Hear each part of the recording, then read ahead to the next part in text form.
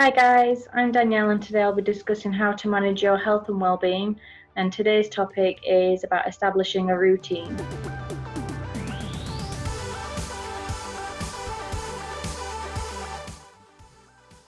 Taking care of your mind as well as your body is really important while staying at home. You've probably felt bored, frustrated or lonely, had a low mood or felt worried or anxious, and you may also feel concerned about your finances or health or other people that are close to you. The tips and advice here are things you can do now to help you keep on top of your mental well-being and cope with how you feel while staying at home.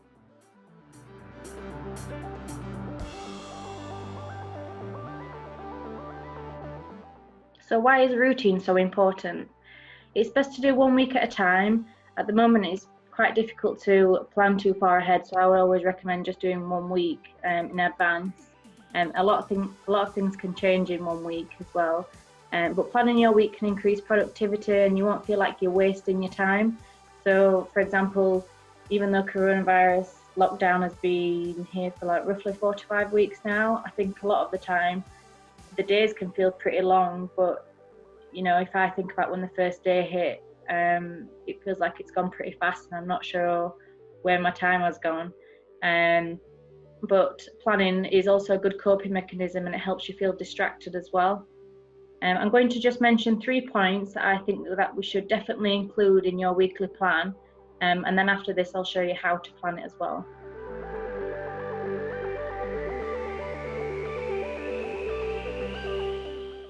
Number 1 is sleep.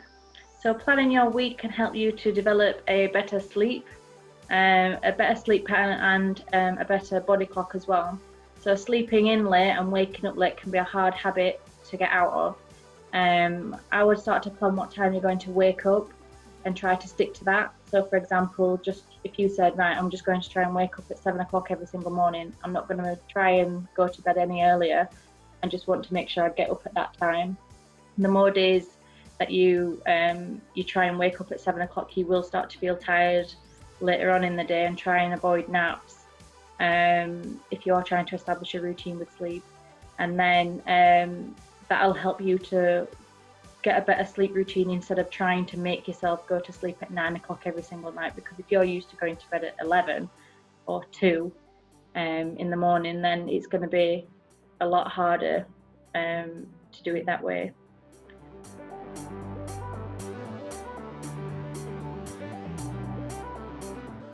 Number 2 is planning meal times.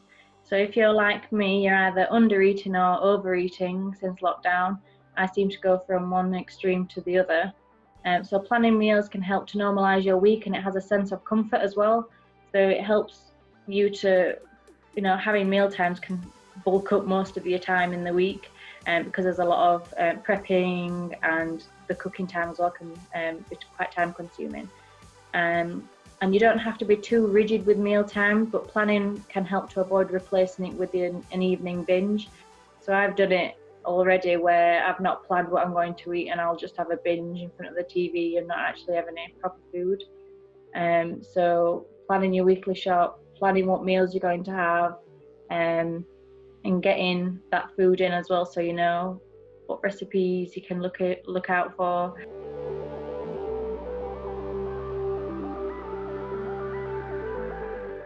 And finally, number 3 will be stimulating your brain. This can be absolutely anything that you enjoy, so you might be different to someone else, but it's anything that really helps you to feel relaxed, or that you're concentrating on something else that you really enjoy. So you can separate these into 2 groups of either soothing or active tasks. So soothing activities can be quite relaxing, so you don't really need a lot of concentration. So that could be reading something, listening to music, having a hot bath, pampering yourself. It could be cooking, or what I like is having just complete silence if it's in solitude. So you might just enjoy 10 minutes in the morning with silence. There's no phone time, there's no TV, and it's just complete silence and solitude. And then active tasks could be anything that might require your concentration. It could be something like walking, gardening, going for a run, home workouts, cleaning and tidying, decorating, organising your hobbies or sorting out your finances, work, on your relationships, learning a new skill like Spanish or playing the guitar. So even though these are all still fun, they require a level of concentration as well. So sometimes you might feel really tired after learning something. So that's why we put them in the activity class. But they do merge together as well.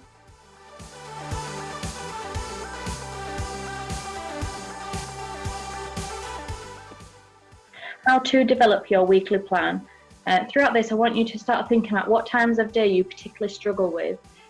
So you might struggle waking up in the morning, that might be the most difficult part of your day, or you might feel bored, particularly in an evening, and you notice that you're just watching a lot of TV and news, and you feel like you're wasting your time a lot as well. So to start thinking about which part of your day would you like to concentrate on, or what do you want to fill in with more soothing or active activities, and that's what I want you to start thinking about at first. And then what I'm going to do now is I'm going to show you a planner that was sent out a few weeks ago.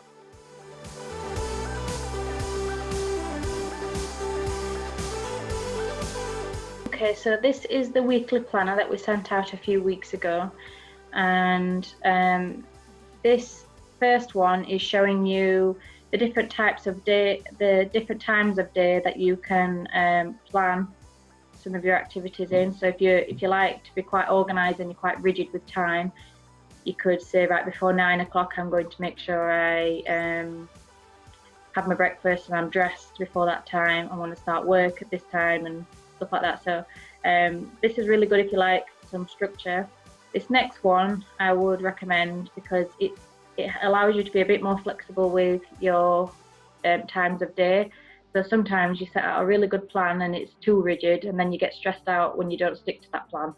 So it's good to just have a morning routine, afternoon and evening, and also kind of allowing yourself to leave some places blank as well, because even though it's perfect, it could be the perfect world where we plan every single hour of the day, but sometimes it's nice to just free flow and just go with however you're feeling on that day, because you can't predict how you're going to feel tomorrow.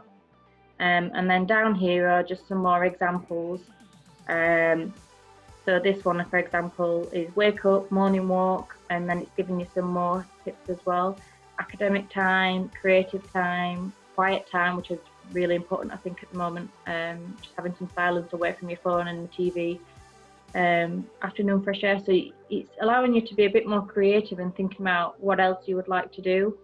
So you might want to plan your week with the family, or you could do it with friends as well over the phone and stuff. It doesn't have to just be in your own household.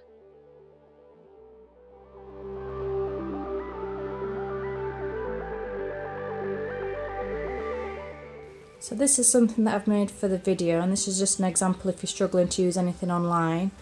As you can see, I've just found an old piece of cardboard, and you could plan this with the family, or you could make it prettier if you've got colours and stuff like that. I don't have anything like that at the moment. You can structure your time like we said earlier, so it could be early morning, mid-afternoon, and evening and stuff like that. And this is just an example of when you could do some of your activities. So you could just say, right, the minimum I'm going to go for a 10-minute walk, and it might last longer than that, but you might just say, well, I just definitely need to get out at some point today. Also getting dressed at a certain time. You might want to try new recipes for dinner. You want a family dinner where you all have a sit-down meal. You might want to learn a language at some point, and just setting yourself 10 minutes at a time might be more manageable than saying I need to be fluent in Spanish by the end of lockdown. Planning again, just spending some time to plan what meals you're going to have. What other examples? Film night, going for shopping on a Sunday, which is probably maybe the more quiet time, I'm not sure.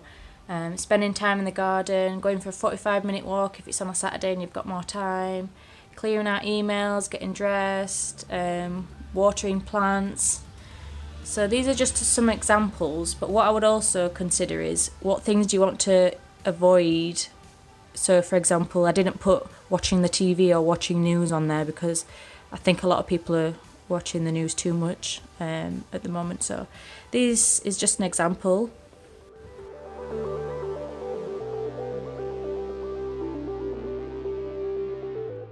This is another example if you like to write things down a lot. So you could just buy a weekly planner online. It just gives you Monday to Sunday. And you don't have to put times, but you could just write lists if you like writing lists and using a pen and paper.